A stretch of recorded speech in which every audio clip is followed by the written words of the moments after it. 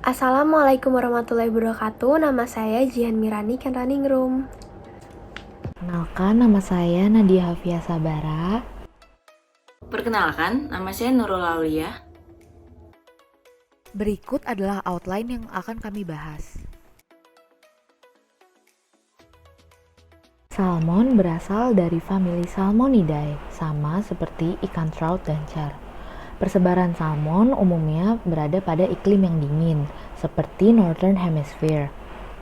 Berikut adalah siklus hidup ikan salmon. Pada siklus hidupnya, famili Salmonidae memiliki kesamaan, yakni mereka sama-sama bertelur pada substrat kerikil di perairan tawar. Awalnya, salmon betina akan menuju perairan tawar dan membuat rat, yakni galian kerikil tempat salmon menaruh telur-telurnya di sepanjang musim dingin. Telur-telur embrio yang terinkubasi dan kemudian berkembang akan menetas pada musim semi dan muncul alevins, yakni ikan kecil dengan kantung kuning atau yolk sac. Yolk sac akan menempel pada bagian perut salmon. Kantung kuning tersebut berguna sebagai sumber makanan. Ketika kantung kuning telah habis dikonsumsi dan ikan akan bertambah besar, maka ikan akan masuk ke fase fry. Ikan salmon dengan fase fry akan berenang ke permukaan dan mengisi kantung renang atau swim bladder dengan oksigen dan mulai mencari makanan secara mandiri. Pada tahap ini, salmon memasuki masa juvenile atau fase par. Setelah itu, salmon akan berimigrasi ke laut secara mandiri. Pada fase ini, smolting akan dimulai, yakni tumbuhnya sisik dan tubuh salmon akan menjadi warna keperakan. Mereka juga mencari makan lebih banyak daripada biasanya untuk beradaptasi dengan kondisi barunya di laut. Kemudian ikan salmon akan menetap pada perairan laut dan ikan salmon yang telah siap bereproduksi akan pulang ke perairan tawar untuk bertelur dan mengulang siklus tersebut. Salmon sendiri memiliki kisaran waktu yang berbeda-beda selama berada di air laut hingga mereka melakukan perjalanan kembali ke sungai untuk bertelur. Contohnya, pada pink salmon dan coho menghabiskan waktu hingga 18 bulan berada di air laut.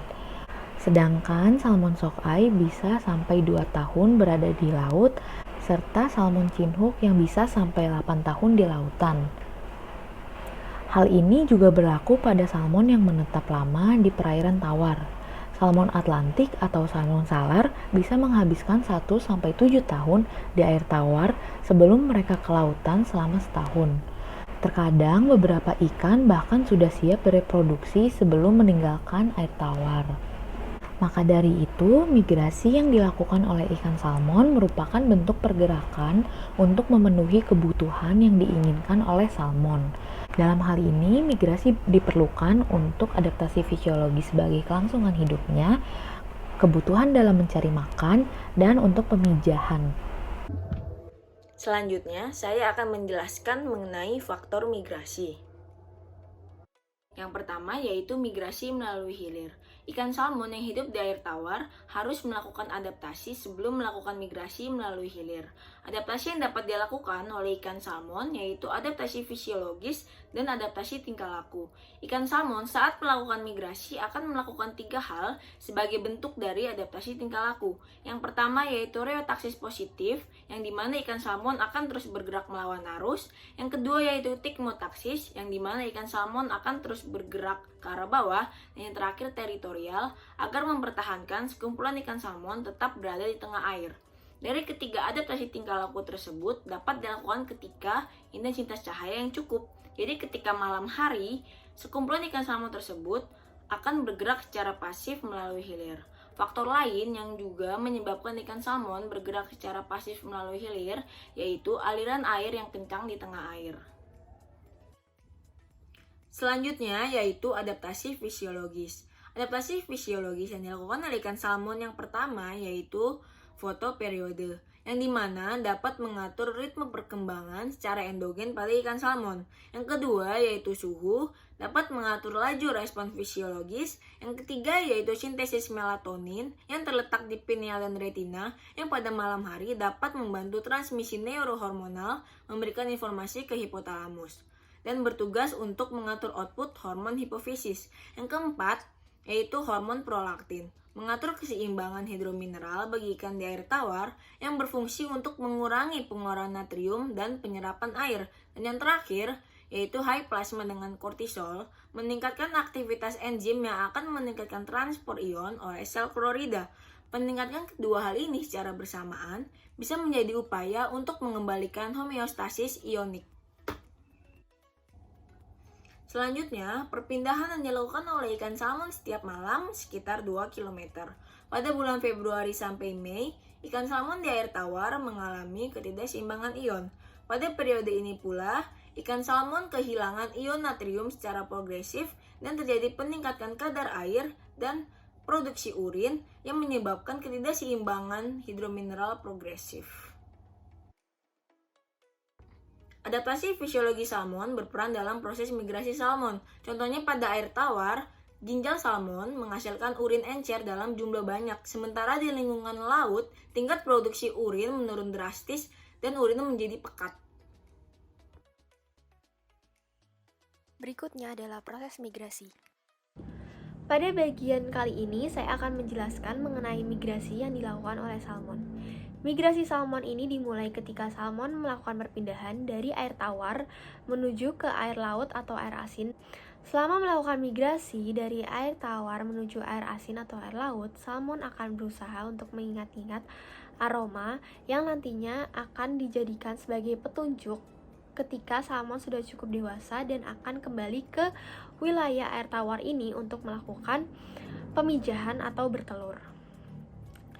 Dari air tawar menuju air asin, keseimbangan fisiologis pada salmon yaitu osmoregulasi alternatif berperan, sebagaimana yang telah dijelaskan pada slide sebelumnya, di mana insang dan ginjal salmon mampu untuk memproses garam. Salmon berpindah dengan cara yang konsisten dan dipengaruhi oleh arus permukaan yang digerakkan oleh arah angin dan juga pola upwelling. Pergerakan cenderung tetap di daerah yang memiliki produktivitas tinggi selama 4-5 bulan. Salmon saat menuju dewasa akan mengalami smoltification. Smoltification ini merupakan fase di mana salmon mengalami perubahan warna pada bagian belakang di mana akan menjadi lebih gelap, bagian perut menjadi lebih terang, dan warna tubuh akan menjadi lebih silver. Hal ini ditunjukkan agar salmon mampu untuk bersembunyi ketika di laut lepas. Pada saat salmon berada di laut atau air asin, salmon akan memakan krustase dan juga biota-biota kecil lainnya, dan ketika sudah lebih besar, salmon akan menyelam lebih dalam untuk mencari makan. Nah, pada bagian berikutnya kita akan membahas mengenai migrasi salmon kembali ke air tawar untuk melakukan reproduksi. Seperti yang kita ketahui, reproduksi merupakan suatu hal yang penting bagi makhluk hidup. Salmon dewasa akan kembali bermigrasi menuju ke tempat asalnya untuk melakukan pemijahan atau bertelur ketika gonad sudah matang. Bergerak menuju air tawar dipandu oleh arus, bintang, arah matahari, dan juga gaya magnet bumi.